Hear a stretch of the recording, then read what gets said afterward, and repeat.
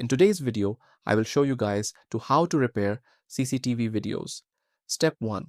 Download and install Remo Video Repair software on your computer. It's a powerful tool designed to repair various video file formats, including those from CCTV cameras. Step 2.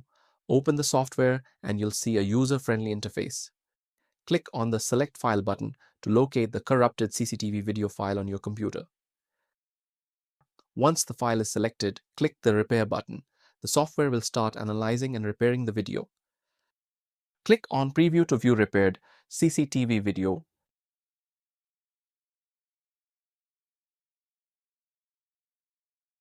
After the repair process is complete, you'll be prompted to save the repaired video to your desired location.